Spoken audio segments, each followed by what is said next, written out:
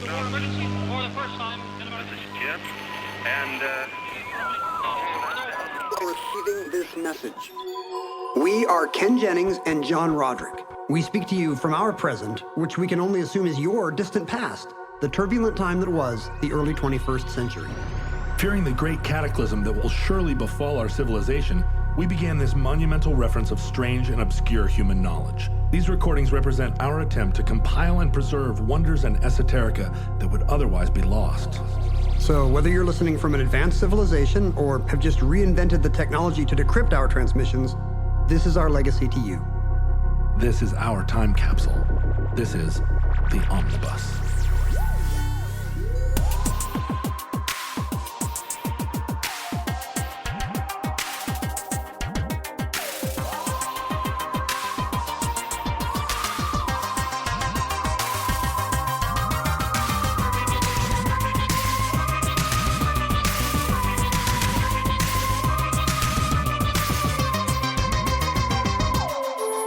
You have accessed entry 671.NU2655, certificate number 26085. Jefferson, state of. We have no representation in northern rural California that's effective in the state. In a sense, the three major urban areas dictate politics for the entire state. Our children are leaving, our economy is crashing, we're taxed, every breath we take is regulated, and we feel that a free state will cure that. How much time have you spent in Northern California? Fair amount, but very little between the Bay Area and the Oregon border. My sister lives That's in... what I would describe as Northern California. But you know, the Bay Area is part of Northern California. Well, depends on who you ask. You think that's central? I mean, if you look at a picture of the state, it looks pretty central. Although Central California implies the Central Valley. Yeah. It's true. And California, you know, when you say Northern California is shorthand for San Francisco and Southern California is shorthand for LA and San Diego, that really is a very urban way of seeing the world. Because yes, there's this whole part of California north of the Bend on the Nevada border that has nothing in it but Redding and Wairika. And it's always 120 degrees there. And it's terrible. That's not true. I mean, there's also the part with Mount Shasta is beautiful. You've got Crescent City and the Redwoods. That's where the Ewoks are, I believe. I love that you're rating California and Northern California. Go on. Well, my sister lives in Medford. Oh, she does? Close to the Oregon border. So we spent some time down there. And I've driven between her place and San Francisco a few times. Mm-hmm. So I know the stuff that's along I-5. I know the redwood stuff along the coast, which is beautiful. And again, full of Ewoks. Mm-hmm. I remember that Wairika used to have a place called the Wairika Bakery, which was the only palindromic bakery in America. Wow. The Wairika Bakery is a palindrome. But I believe it's now closed. For a while, they turned it into an art gallery and called it the Wairella Gallery in hopes of keeping the palindrome going. But of course, the city is not called Wairella. So boo. What are they even doing there? It really seems like something that you'd be well suited to move to Wairika just to run the Wairika Bakery just because it was a palindrome. Somebody's got to take a hit, right? Yeah, right. Why not me? But every time I've gotten out of my car somewhere on that drive, it's been summer and it's been 1,000,000 degrees and it's been kind of awful. I don't know if I can move to Wairika. Well, it's interesting because the California is obviously a very large state, a very populous state. One of the largest. And it has maybe not I would say, I guess, unique because you couldn't duplicate the geography of California anywhere else. You can't duplicate it in New Jersey. It would be tricky. You'd need a very large 3D printer. California has an abundance of different environments, different sort of transitions between some of the biggest urban environments in the country and some of the most rural country, wet and dry. Think about this diversity. The tallest point, the highest point in the continental U.S., Mount Whitney, and the lowest point in North America, Death Valley, are in the same California county. Yeah. You know, you can drive between them in a matter of an hour or two or something. Pretty phenomenal. Humboldt County, it rains all the time and has big, tall trees. The tallest trees in the country, the redwoods. And the shortest trees in the country are bonsai trees that are actually in some Japanese gardener shed in Oakland. The The oldest trees in North America are the Joshua trees. So there are a lot of different Californias. And Northern California is, I think at first blush, if you experience it primarily by either driving up 101 or 5, you kind of get an impression of a sort of a world that is maybe rurally focused, but also oriented around an interstate. So an awful lot of sort of fast food and truck stops. But the country there is a ranching country, and it's it's some of the parts of the state that were settled not the earliest. Obviously, the mission culture is the earliest Western, rather the earliest European settlement in California. But there were ranchers up there in the north pretty early in the settlement of California. I just imagining Zorro, I guess. I don't really know anything about that period. So I'm just going to say Zorro is completely accurate. Zorro is exactly who we're talking about. I mean, the city of, for instance, up in the far northeast corner of California, the city of Alturas, which is like a ranching community there, their post office was opened in 1871. It seems unpopulated or underpopulated, but it really has a long history up there. And did they have a masked Avenger? There is a masked Avenger in Alturas, but it was, and I'm giving something away now, but it actually was me.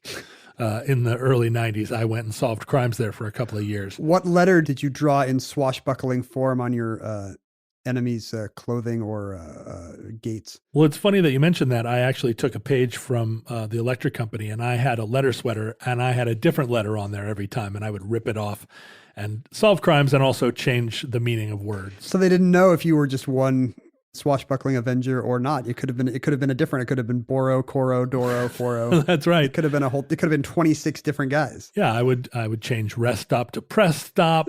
I would and that meant nothing to people. Taking the letter F from his varsity sweater, he turns the mission into nuclear fission. Bum bum bum. But the culture there in Northern California, it does not feel like that culture resembles the culture of Central or Western or Southern California really at all. It feels sort of like we feel here in Washington State, that if you go across the mountains to the eastern part of the state, it has an entirely different character, right? You wouldn't describe Spokane and Seattle as being allied with one another in the same way that Seattle and Portland and Vancouver have a very similar culture. It's kind of a situation like where we've talked about Great Britain just drawing neat straight lines across the Middle East after World War I and dividing all these groups and disenfranchising the Kurds and creating religious and ethnic conflicts.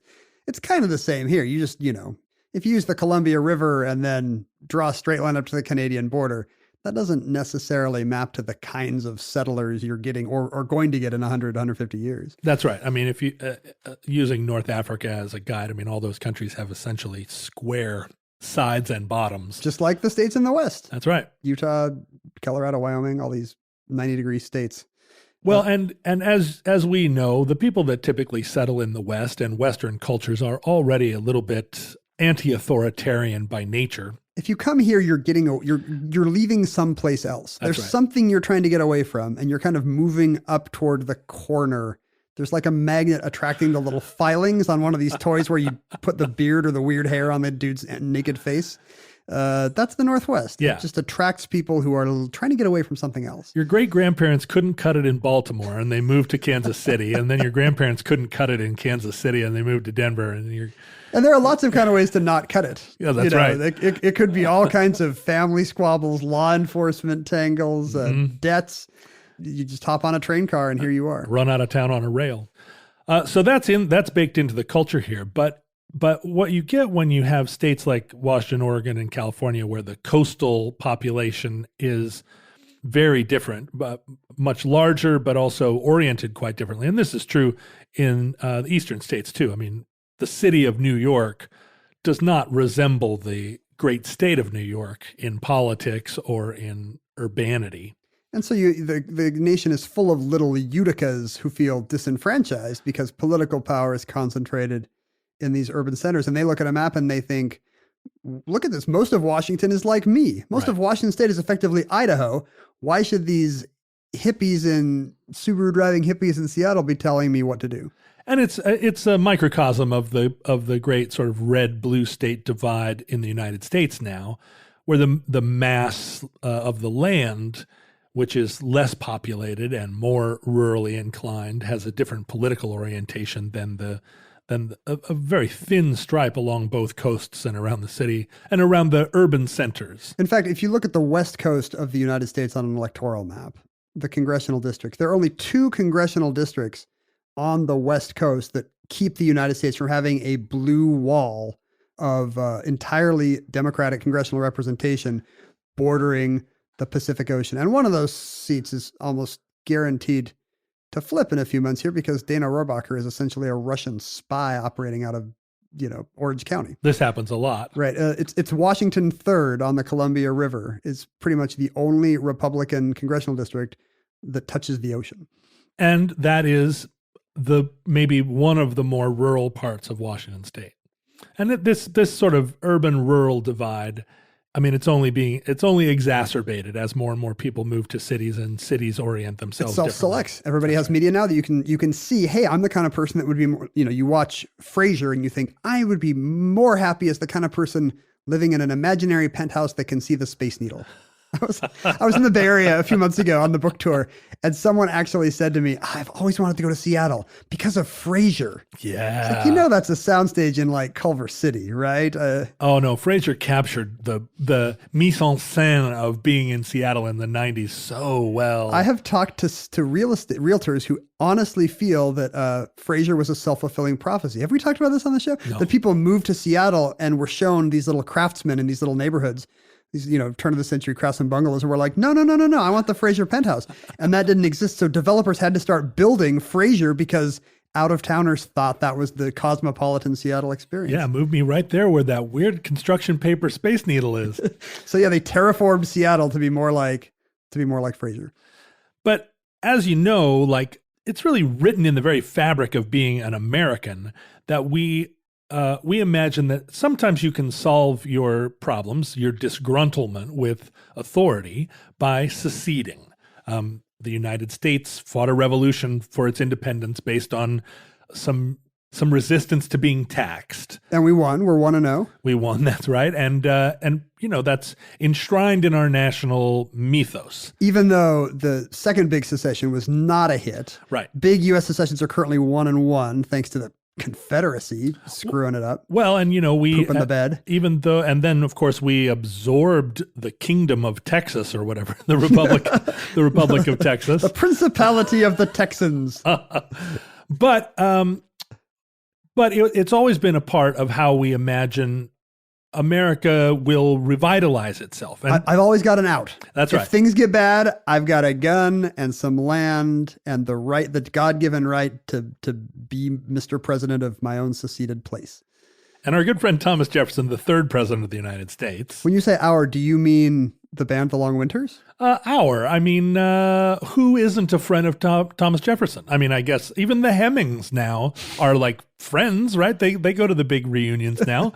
They argued about it for 150 years. I don't know if that was by choice. Yeah, no, they're happy to be there, I think. He's probably the only president in the Hemmings family tree, so I guess you got to make an appearance. Right? The Rodericks don't get to go to some presidential reunion at Monticello. Have you thought of having had better-looking ancestors who were also slave labor?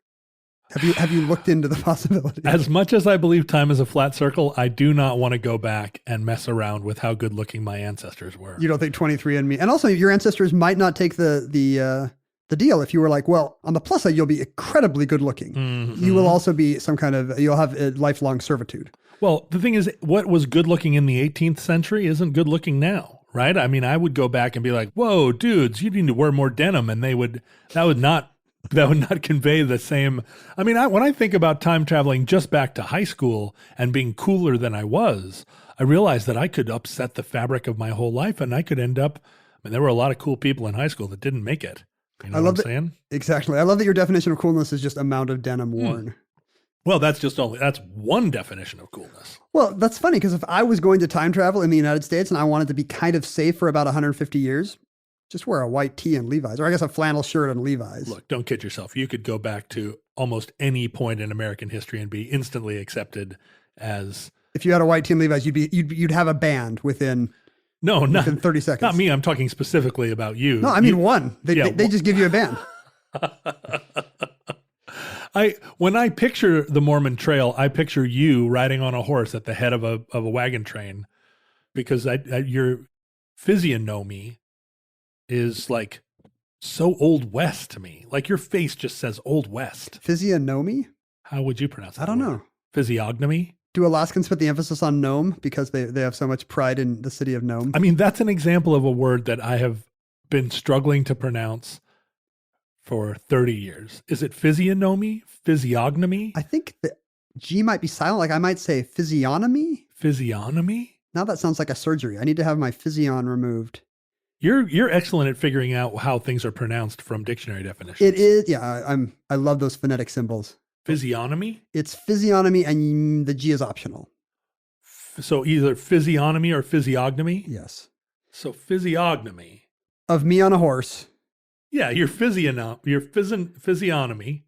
I'm wearing just the white shirt. It's a little open at the collar. I've got the suspenders, but no jacket. Right. And no hat or hat? Black hat. Broad-brimmed hat. Broad brim hat. Maybe like David Hilbert's hat. And wait, denim, right? Or are you wearing khaki, like high-waisted khaki pants with big buttons? I don't know. Like how far back can we go with denim? Like, well, 1800s, but I think probably they had similar fabrics. We have to go back to the city of Nîmes, France. Denim comes from the French denim. It's fabric from Nîmes. Let's get off this Jefferson State issue. Why are we talking about the state of Jefferson? Well, we can talk about dungarees. Let's go to dungarees. There's a lot of overlap. But throughout American history, there have been a lot of different secession movements, rather. Both. Not succession. There are also succession movements, but secession movements. You meant to say that there had been both. You know, Texas is constantly trying to secede or make some decision or split in half about in order to protest something that's happening in Washington. We would have multiple Texi instead of just a single Texas. Right, Texas. There was in the 1980s a big movement to create a white homeland in the Northwest, which we'll talk about on a future omnibus. Once we move there. Once to get away from the burning cities. Once we're forcibly moved there, forcibly relocated. But there is an ongoing secession movement in the United States, whereupon Northern California and some counties of Southern Oregon, and by Northern California, I mean north of Sacramento, and a few counties of Southern Oregon, have proposed to secede and form a new state called Jefferson State, the 51st state. Called the parts of our respective states where no one wants to be or go. For short, Jefferson State of. There are only two instances where, in American history, where a state was created out of a pre-existing state. One of them is Maine. Which is weird, because it's not part of a state that borders it, right? Right. Maine was part of Massachusetts, but there was always a New Hampshire that separated Maine and Massachusetts. It was just a further quadrant of the state of Massachusetts. And it's much bigger than Massachusetts, but they were apparently happy to let it go. Let's get rid of that kind of big, scary, wooded part. Well, it was tough to administrate and full of moose. It was kind of like Belarus in that respect. And the moose are your biggest law enforcement problem, I think, when you're trying to subjugate a people. Look, if you have lived in a place where the moose are as big as, well, when the moose are as big as a Toyota Tundra. That's what I always remember about the WTO riots, were just how the police could just not stop the moose. Well, until the police realized they could ride the moose. That was the turning point. And the other state that was cloven from a pre-existing state was it cloven in twain? It was cloven in twain. That's my favorite way to be cloven. Was when, or not quite in twain, but when West Virginia cleaved from the state of Virginia. So this has not happened since 1861. Right. Basically. And in none of those cases did it cross state boundaries. The interesting thing about Jefferson to me is that many versions of it would have to get Oregon and California to sign off. Well, and the original idea of a new state in this area actually began in Oregon. It was the sort of fantastic fantasy of a man named Gilbert Gable, who was a bon vivant and a raconteur and someone who had made a lot of money in the early days of Bell Telephone and was a guy that wore big hats and had a pet raccoon, this type of fellow. Oh, sure. I don't know if he actually had a pet raccoon. That's just what I imagine. If I had more money and could exhibit proper flair, I would certainly have a pet raccoon. Like either you or I could move to Oregon today and immediately have 10 friends with the floppy hat, the pet raccoon, the kind of shady business pass so it seems they don't have to work much. Yeah. Oh my God. Oregon is still full of this guy. And certainly like now Northern Oregon is full of these people. Southern Oregon, not so much. The character of the state is, I guess, restrained by geographical features and by a lack of major industry, right? I mean, what Southern Oregon produces is timber and Shakespearean festivals, right? I mean, if you're looking to hire a jester, I think you could do worse than go to Southern Oregon. Go to Ashland, Oregon. But Gilbert Gable was doing a thing that I think a lot of people do when they first survey the West Coast, which is compared to the East Coast. And from Boston to Miami, there are dozens. So many states. States and large cities with active harbors and big, enormous cultures, tons of industry. Sure.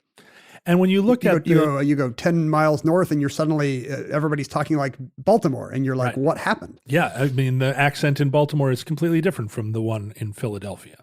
How could that even be? Well, it's because people in Baltimore are given less oxygen as children. That's terrible.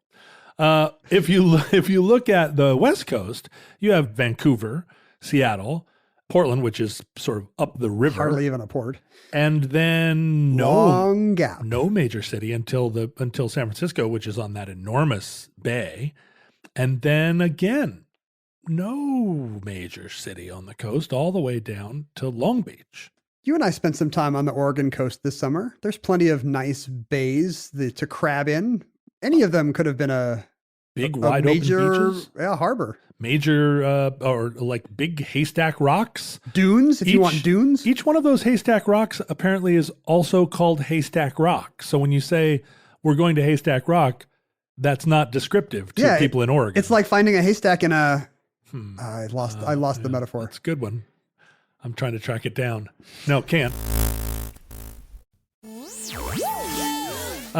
So when you come to the West Coast as an East Coast person or a person from anywhere, your inclination is to think that the reason that there's no port between Portland and San Francisco is just that the West Coast people already there don't have the imagination or maybe didn't think about it. They need me, thought Gilbert E. Gable. That's right. And Gilbert Gable arrived in Oregon and discovered the little town of Port Orford, which is a kind of, there's a little sort of natural harbor there in Port Orford. And he thought, it's the next San Francisco or the next Baltimore even. The area is rich in natural resources. And it is... What are the natural resources he hopes to extract? Well, he has timber, but he also has... There's an enormous offshore fishery and also the mining or the promise of mining. Gold, your friend copper... Copper King. Silver, coal. The sky's the limit. There seems to be some evidence that he showed up in Port Orford to look for the famous Port Orford meteorite, which was claimed to have been discovered there in 1856, full of metals worth up to $300 million. So all kinds of nut jobs have come out there trying to find it, but it's quite possibly a hoax.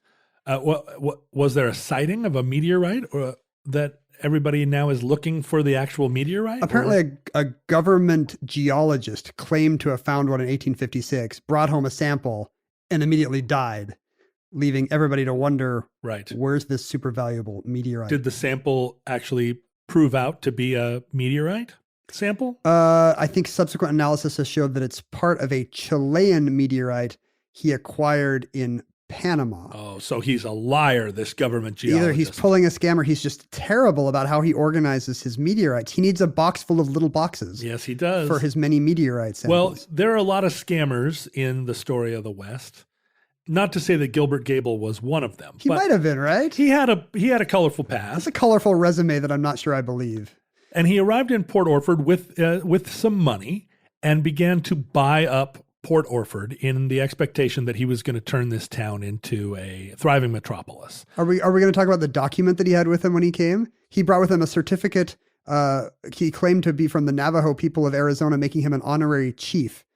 So he's showing people the certificate that he says is written in blood from his time hunting for dinosaur eggs in the southwestern deserts. And his time there, where he was like basically grave robbing burial sites and also like despoiling all these archaeological sites, he was actually banned from Arizona, right? Or run out of town on a rail. So you think it's not so likely the Navajos are like, yes, keep despoiling this. The wonderful thing about things like that certificate is that you could probably just pull a guy aside in a bar. He found a guy. And say, hey, you want to do the, I mean, you're a Navajo. You want to give me this certificate? And the guy's like, sure, what the f***? I was just reading about the urban legend that North Korean President Kim Jong-il claimed to have hit 5 holes in one the first time he ever golfed. Have you heard this story? No. Supposedly, I believe it, though. Supposedly it's a beloved North Korean piece of propaganda. In fact, it was just one guy, like some Australian reporter infiltrated North Korea to write about the famine, but pretended he was a golf course developer. And so he's hanging out with this golf course guy and saying, hey, does Dear Leader golf? And of course, this guy's like, oh yeah, I've golfed this course with him. He's really good. He got a hole in one here. And then on the next hole, yeah, he got a hole in one here again. So the story just starts because one guy, had a tall tale. It's so often one guy. It sounds like this, the Port Orford meteorite is the story of just one guy without enough small boxes. But Gable also brought a film crew down the Colorado River, and made like a proto IMAX silent movie of like what it would look like to raft down the Colorado. Yeah, this guy was living his best life at a time. Well, you could do that in the West, right? Yeah, a colorful person in a big hat with a little bit of independent wealth could go out and start a newspaper or open a bank, or in the case of this guy, buy an entire town and start upon a project to make it the big port of the central western coast. How far south is Port Orford? I can't actually picture it. It's south of Coos Bay. It's it's pretty close to the California border, right? It is. It's kind of like just sort of straight across. I mean, it's not directly on the border. Like Gold It's Beach sort or of, whatever. yeah, it's a little north of Grants Pass. It's kind of like right in the middle there. Okay. So Gable decided that what he needed to do was first build a big jetty in the harbor that would serve as his port, and then bring a railroad to Port Orford. I mean, this is what you need to make a big city. You've got that in Seattle and in Portland and in Long Beach.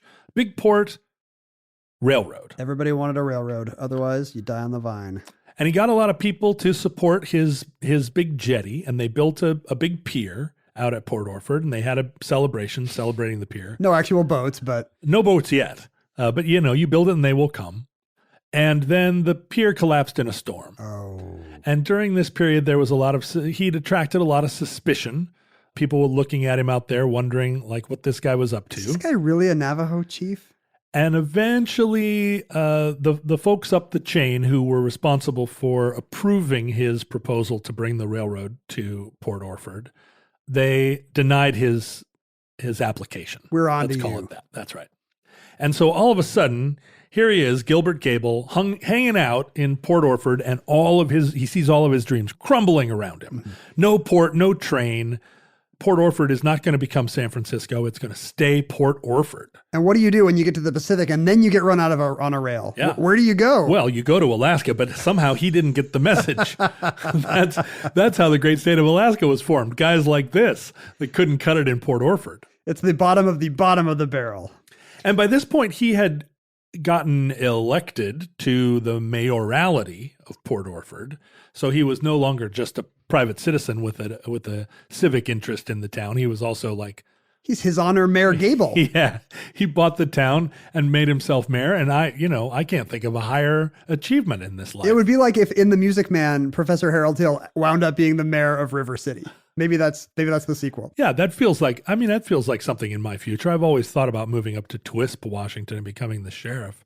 Maybe if I had enough money, I'd buy all of Twisp and become the mayor. Sure, you should be the mayor of like Sultan, Washington or something. Yeah. Don't you think? I should be the Sultan. You should be the Sultan of Mayor Washington. So Gilbert hatches upon a scheme, which is he needs to get some action going in Port Orford. And so he begins to he begins to sort of rattle his cage a little bit, or rattle the cage of the state government in Salem, and say that that county is going to secede from Oregon and join the state of California. And maybe the state of California will recognize the genius of his plan, and they will fund road construction. They will put a railroad there. They will help him build a port. This is his plan. And he's a showman. He's got his tongue firmly planted in his cheek, but he also has had some success in life just being bold and doing outrageous things. And he has a newspaperman who's a bad influence on him. Stanton Delaplane from the San Francisco Chronicle is in town, a guy looking for big, colorful stories from off the beaten path. And of course, it's in the reporter's interest to fill this guy full of rum and to encourage all his nutty schemes. And it works. All of a sudden, there's national attention on Gilbert as he and Stanton sort of cook up this publicity scheme. So these guys start a campaign. They start a campaign, and it catches fire. Some other local counties sort of take it more at face value. They don't see it as much as a kind of publicity stunt and a little bit of a corny media event. And it resonates with them because they've felt underrepresented in the state capitol in Salem, and it crosses the border. Some counties in Northern California say, "Hey, don't secede or don't leave Oregon and join California. We'd like to leave California. They should swap. Let's we'll join Oregon, and we'll be like the Belarus to California's Russia." And so there are several, they do some publicity or they do some stunts, right? They start stopping cars. Groups of men dressed in Western apparel with rifles start stopping cars on the highway and handing them copies of their new Declaration of Independence. It starts out as a 1 day a week thing. They say Thursday. I don't know how they came up with Thursday. Every Thursday we're going to secede. We're an independent state, and here's a media guide about it. And, newsreel people rush in to cover this nutty story. This is fun stuff, right? And they get a lot of the same kind of publicity you get when a newspaper runs a campaign to name a new sports team or a new boat. Everybody has an idea of what to call it. Mittel West Coastia. Mittel West Coastia. Not middle, but Mittel like they're Germans. Yeah. Josephine County is home of the Oregon Caves. I don't know. Have you ever been to the Oregon Caves near Grants Pass? I've driven past the Oregon Caves. I've actually been there. Lovely. But the funny thing is they were like one of the biggest tourist attractions in the Western United States at this time. And so Josephine County feels very strongly that the new state should be called Cave Mania. Yeah, Cave Mania. I don't know if it's like Cave Mania, like it's where cavemen are, or it's just mania for having caves. Which is interesting because the people in Port Orford have really no interest in living in Cave Mania, and nor do the people in Wairika, California. So, but think how big a regional landmark it must be for everyone to be like, oh yeah, this is the part of the country with Oregon caves in it. If you go there today, there's still like all these elaborate lodges from when it was a real posh weekend destination for city folk making a getaway or even crossing the country to see them. We've driven past it, innumerable times on tour, and it always looked like a place where the hotel rooms would smell a little bit like mold. I think you're not wrong. Orofino, Bonanza, Del Corisquiu, all these names were suggested. Well, and Ciscordelmo, that doesn't even seem like a word. Ciscordelmo. Discontent, like it's an actual state. Like, yes, I'm in a state of discontent, literally. So you can see why they chose Jefferson. When someone finally proposed, let's name the state Jefferson. And it wasn't the first time there had been a proposal to name a state Jefferson. No. There have been several times in the development of the United States where it seemed like maybe there needed to be another state. Like, for instance, the panhandle of Texas. For a while, it was considering becoming a state of its own, and it thought perhaps Jefferson might be a good name. It is weird how there's just literally hundreds of counties named for the founding fathers. Well, and Jefferson, Washington is the only such state. Jefferson did this. He encouraged people with this sort of commentary within his own writing that the tree of liberty needed to be watered periodically with the blood of patriots. His vision, even with the whole notion of manifest destiny, when he looked at the Pacific coast of the United States, which in a way he's responsible for the Lewis and Clark. Sure, he's strongly associated with that part of the Northwest because of Lewis and Clark. But his idea was that it would be a separate nation, that the Pacific coast would become a kind of empire. because he could not get over his libertarian inner nature to imagine even imagining a grand United States. And that just was too much. Possibly Virginia patrician chauvinism, like I don't actually want these kind of weird parts of the country in my America. Because when he sent Lewis and Clark out, he was a man of science and he was hoping that great wonders would be discovered. He was like one of these African explorers who literally thought there would be woolly mammoths and volcanoes and the Northwest giant mountains Passage made of salt and the Northwest Passage. Oh, we're still waiting for the Northwest Passage. Maybe if the sea ice melts a little bit more. Fingers crossed. So in the fall of 1941, the movement started to take on some momentum. Political momentum even? Above and beyond what Gilbert Gable could have ever imagined. And he was lapping it up, just having the time of his life. And Stanton Delaplane the two of them were making a real splash. There was a flag, which is still used today by Jefferson hopefuls, which is awful. It's a terrible flag. It really does have, it suggests nothing. It suggests both nothing and also a real authoritarian, it does have the black cross in the middle. It has a gold pan and two black crosses that are off center. Yeah, and it's called the double cross, and it expressed the idea that the people of these disenfranchised people in this region had been double crossed by respectively Salem and Sacramento. So, the fact that it looks like a white nationalist prison flag is, it's maybe not a completely specious association. And also they had been drinking quite a bit as they dreamed up of this. So maybe the two X's is like the X's you see on a jug in a cartoon. Right, which also has some modern day resonance. So as part of the publicity stunt, everyone agitating for this secession movement was encouraged to wear Western dress, and they were posing for photographs, kind of like, let's get the cutest girls up front and some bow-hunky guys, and we'll make Jefferson State seem like it's like a college brochure. It's like a college brochure for a. Do you think they had the one black guy like those college brochures always? I am 100% sure they didn't. That was a very big part of their platform, I think. Given what that region was like and is like now.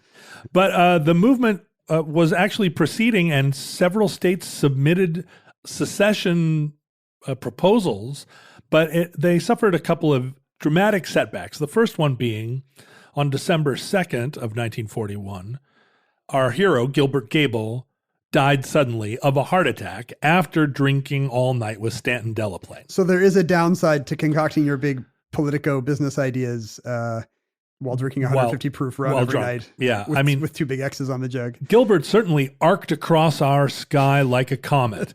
And Stanton Delaplane went on to win the Pulitzer Prize for reporting that year for his reporting on the Jefferson State movement. A story he essentially created. Journalism's funny. Yeah, that's pretty good. Well, journalism in the 40s is pretty good. Yeah. But then the second setback was the unanticipated bombing of Pearl Harbor on December 7th of that year, a day which still lives in infamy, even now. To me, December 2nd lives in infamy, now that I know that poor Gilbert Gable left us so soon. Well, there are a lot of infamous days in the beginning of December. What an infamous week that was. That was there. And think of all the other infamous things that we don't even think about. Let's see. We know that December 7th was a Sunday. Right. So that means Gilbert Gable died on a Wednesday? Boy, you're not going to get on the Letterman show with that act. No, Tuesday. Yeah, I'm not Rain Man here, am I? Tuesday, definitely Tuesday. So yeah, a rough week for all involved in the movement. Yeah, and after December 7th, the people behind this movement and this region of the country, they think of themselves as patriots, and they abandoned their movement in favor of throwing all in for the war effort. I think I have a conspiracy theory here, and I think maybe FDR arranged for the bombing of Pearl Harbor in order to quiet the dissidents in Southern Oregon and Northern California. It was Churchill who knew about the Jefferson State movement, who didn't tell FDR about communiques they had received from the Japanese Navy. Because Churchill still fired up at Jefferson. And the Japanese were bombing Pearl Harbor only as a stepping stone for their ultimate attack of Port Orford, Oregon. Which they wanted the meteorite. They did. The nation that controls the meteorite copper rules the world. Well, fast forward to the present day or to recent times. When Jefferson has not happened. There is no Jefferson state or state of Jefferson. I wonder if in some parallel history they had a shot at it with if Gable takes better care of his cardiovascular system and in an infinite number of Japan holds off. Possible universes, Ken, there are an infinite number of Jefferson state stories. Well, here's the thing. If the universe is infinite, yeah, that means there's an infinite number of square meters of space. There's more potential square meters of space than there are arrangements of atoms within that square meter. Yes. So that means given any square meter of space, if the universe is infinite, there's a duplicate of that out there somewhere. And if that's true, that holds true for larger bodies as well, even for bodies the size of our planet. We are guaranteed to have a universe out there in which there's a John Roderick identical to you, a Ken Jennings identical to me, and one with every possible slight difference, including an independent state in Southern Oregon. I'm hoping to one day visit the independent state of John Roderick, which is in Southern California and Northern Mexico. And if the universe is infinite, you can do it by launching a rocket. You just need to find that Earth. Ugh.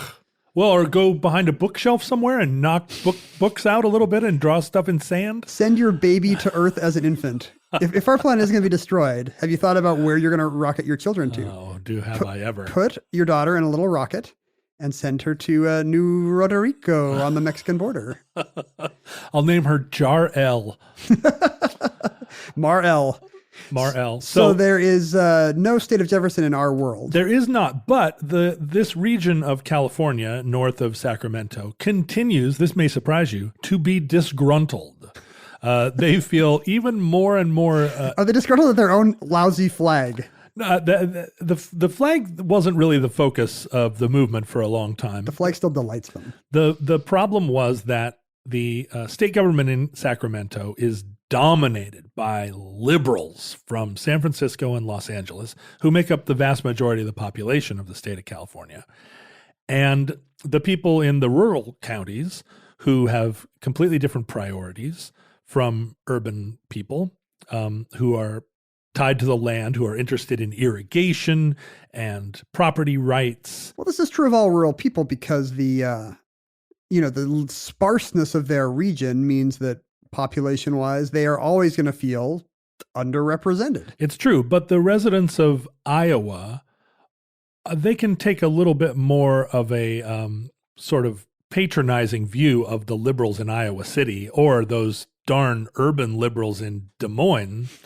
Like the gulf between the people in Lincoln, Nebraska and the people in rural Nebraska, although it's still a cultural gulf, it isn't quite as far distant as the distance between cultural and otherwise between the residents of the Castro in San Francisco and the residents of Alturas, California, who are out branding baby cows at dawn. Why do you think that is? Just the size of the state? Well, and because, as you say, the self-selection of people nationwide, if you are someone with powerful progressive convictions and you live in Ames, Iowa, you may move to Des Moines, but ultimately you'll probably move to San Francisco, right? I mean, the great migrations of people to the coasts are moving there because of predilection, not just economic opportunity, but that feels like where they belong. You don't move to New York just to get ahead selling farm equipment. You moved there to open a Broadway show. Or, you move there because you always wanted to dance. Tribal reasons.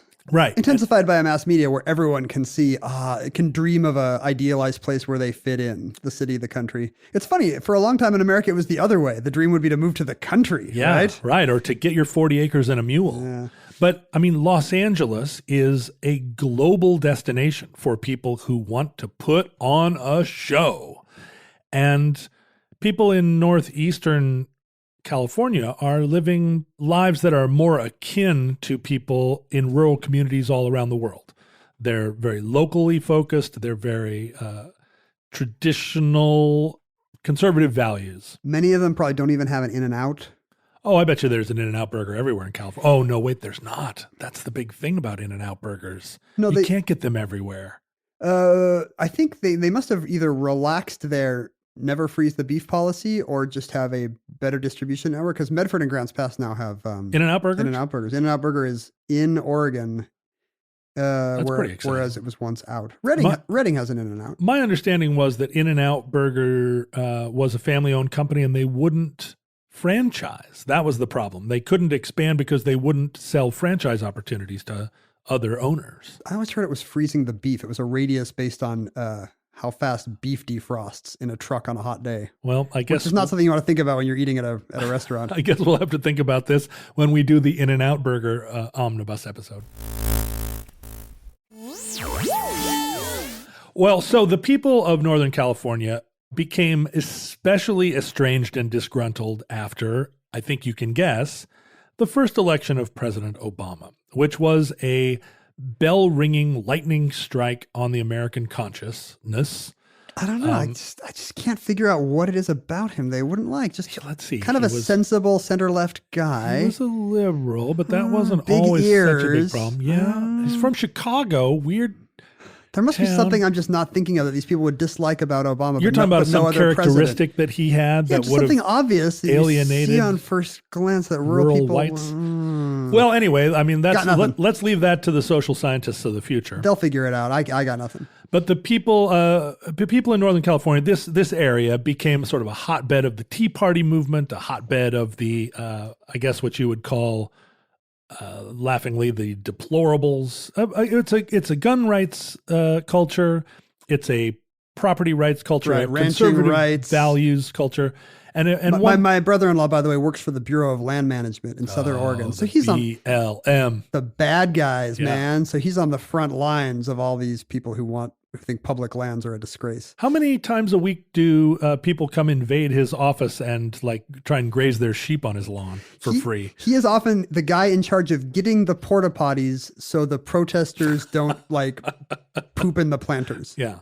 That's his job. And the thing about the sort of land use cultures is that they're not just resentful of the federal government and all the federal restrictions on grazing rights, and we've talked about water use in California, which is a huge issue for people in this region, but also the state impinges upon what they perceive to be their natural right to do what they want.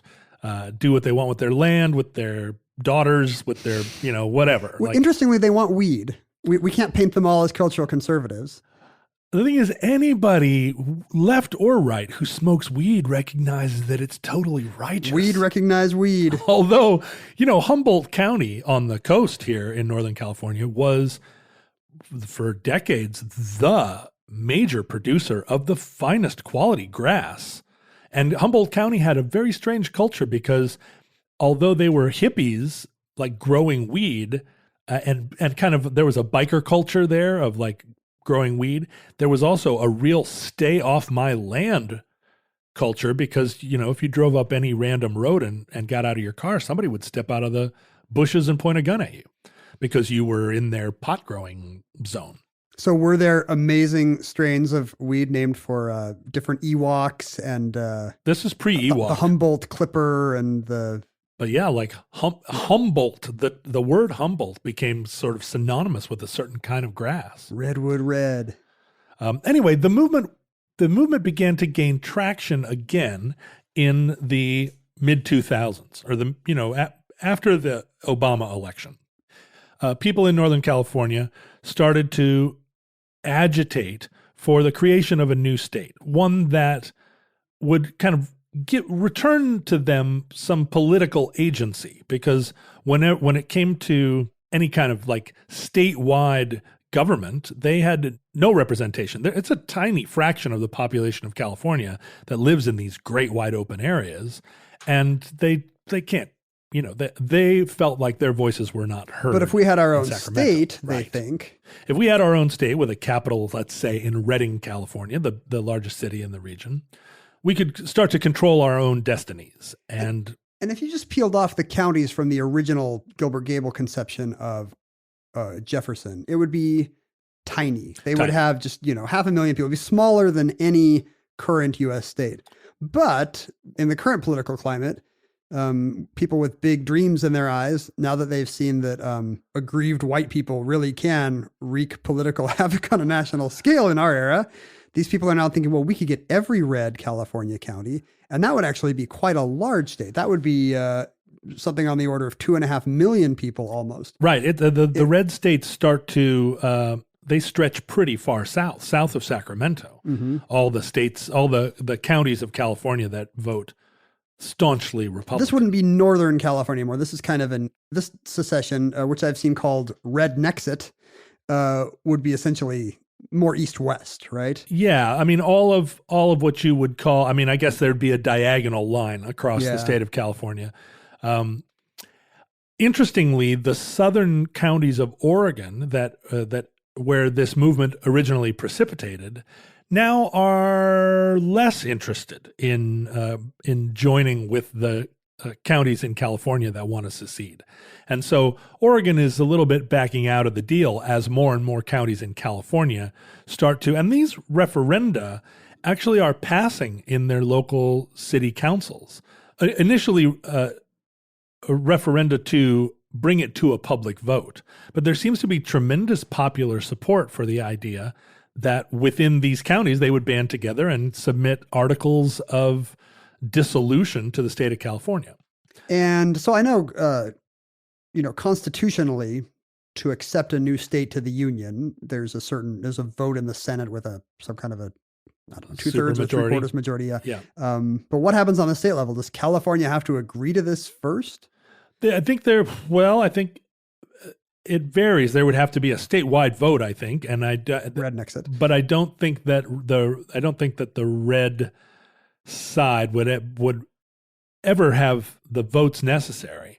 But there are some competing movements currently within the state of California. One of them, Calexit, is a movement to for the state of California to secede from the United States. From the whole country. They, now that they have the 7th or 8th, the biggest GDP on earth, I think they just passed Japan or France or something.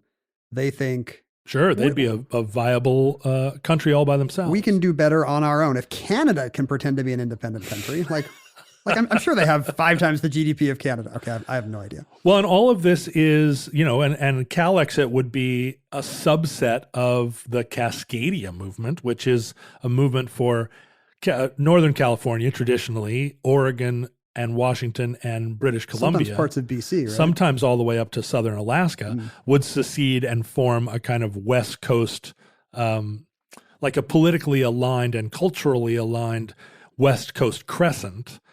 That's also, that is a fantasy, and they have a flag that's also a dumb flag with a big Douglas fir on it that people wave at Portland Timbers games. It's green and blue stripe. It's all these colors you should not have on flags. Maybe 90s sports teams can have these teal stripes, but we don't need them now. Really a bad flag, and I'm so as someone who's been sort of a nascent Cascadian my whole adult life, the idea that some dingling would have put this flag forward and everybody just adopted it without any kind of public vote makes me furious. That actually seems very Cascadia to me. It's really Cascadia. And then there's a more recent movement called the Six Californias movement, which was an initiative that was promoted predictably, by a California venture capitalist who thought he had a disruptive new idea. I'm surprised it wasn't Elon I'm going to Musk. disrupt the Senate. This is totally disruptive. You just download an app and it disrupts the Senate. So he proposed California divided into 6 countries, Jefferson County being the northern one, and then North California, which is kind of a band that includes all the Napa Valley and all that. This would be, I think, a less viable California that would quickly be invaded by what he's describing as Silicon Valley, California, which includes all of the Bay Area. Wait, so the San Jose is now the center of Bay Area culture? Apparently, all the people in San Francisco are going to happily join Silicon Valley Nation. That's how they see themselves, for sure. Oh my God. And Oakland's going to love that. East Bay's going to love this. So offensive to me, even as someone far removed from California politics. And then there's Central California, the Central Valley, what he's describing as West California, which would have its home in Santa Barbara, I guess. It's everything from Malibu to Santa Barbara. But not most of Metro LA? No, I think it ends north of LA. Or no, wait a minute. Maybe it includes LA. What's the thing south of that called? And then South California, which is obviously San Diego, and then all that weird deserty stuff out there where the La Migra just drives around in green trucks. I assume the idea here is to pack the Senate with left-leaning states. Is that part of it? Well, not all of those would be left-leaning. That's what I'm saying. I mean, even like, San Diego, big military town, plus all that Orange County money. I'm not sure South California is going to reliably elect who these people want. Well, and I wonder if the way it would be approached is that there'd have to be a Kansas-Nebraska Act, or there'd have to be like we'd go to the Senate and say, look, we're admitting 3 leftist Californias and 3 conservative Californias. Which is kind of bogus, since the population of California is not remotely 50-50 on a lot of these issues. Well, and this proposal evolved into the 3 Californias, which now becomes a mathematical paradox. It's the pigeonhole paradox, where if you have 3 gloves, 2 of them have to be right and 1 of them is left, or vice versa. It's exactly the same here. The 3 Californias are Northern California, which would be a Jefferson state, except including San Francisco, which screws up their whole idea. Annuls everybody's vote, essentially. And then Southern California, which would be all of Central California and San Diego.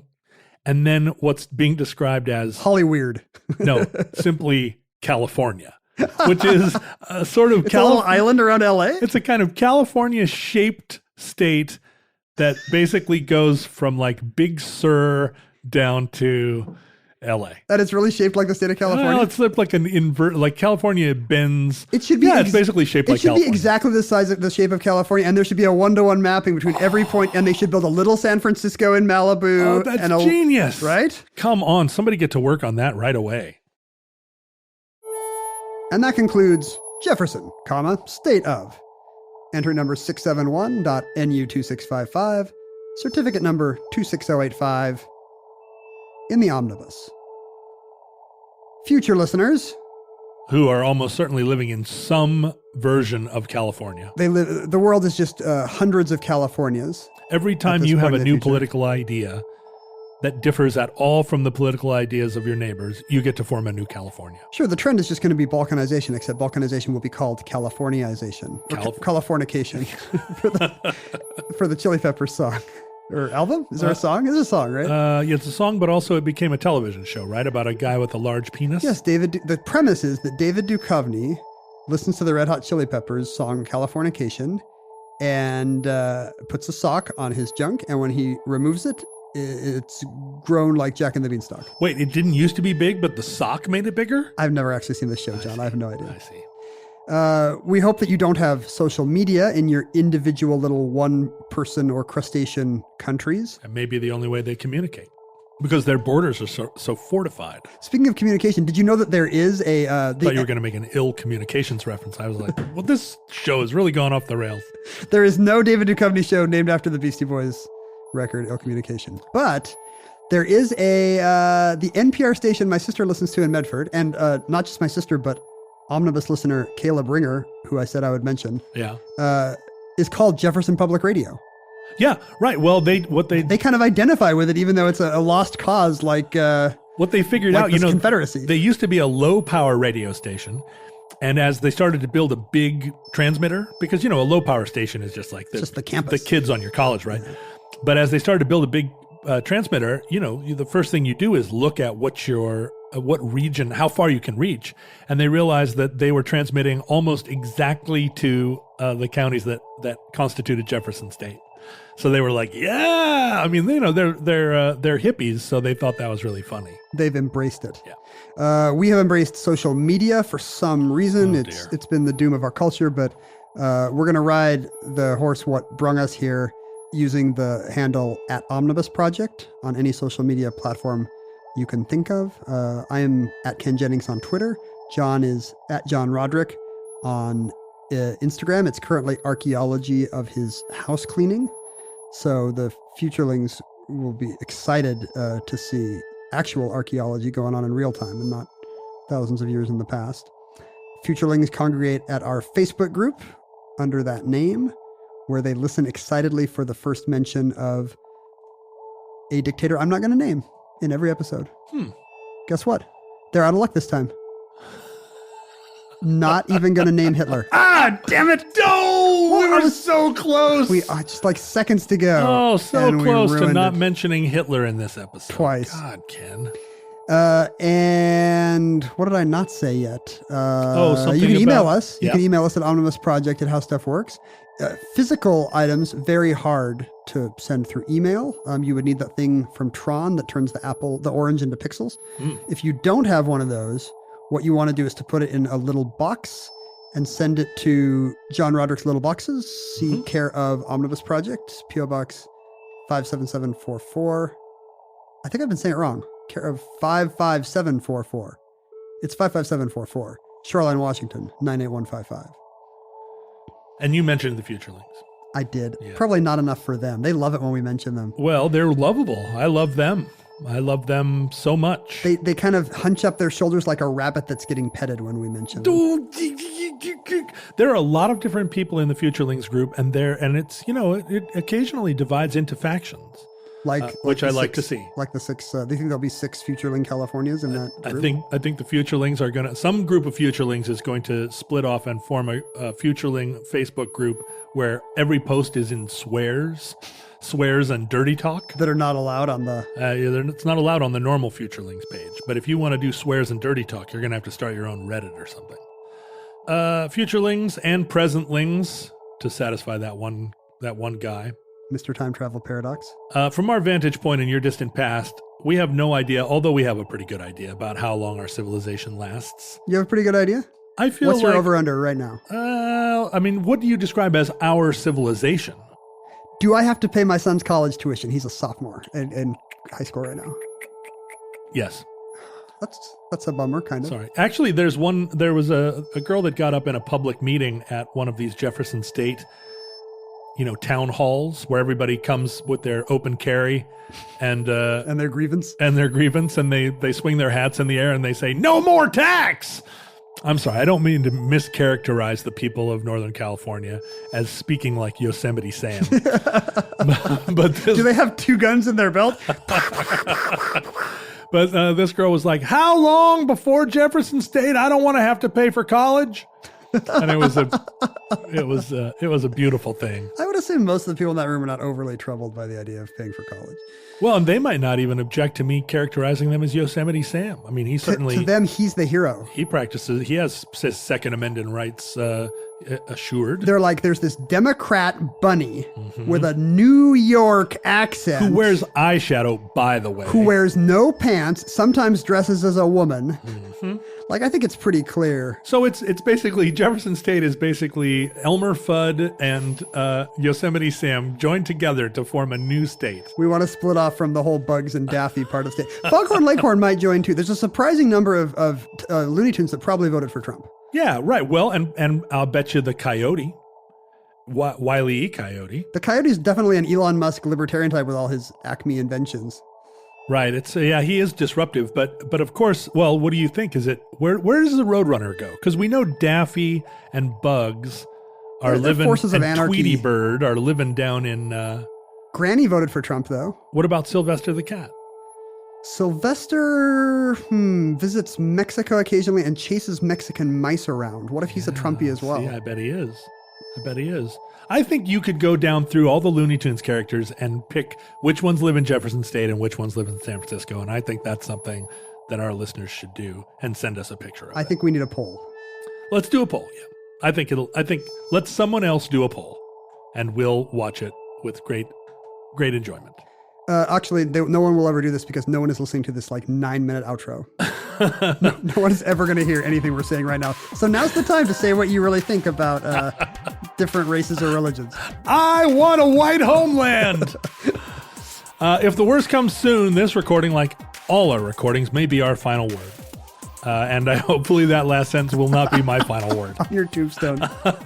Please, if I run for office, do not take that one ejaculation out of context and put it on a permanent loop on my Facebook feed. I don't want a white homeland.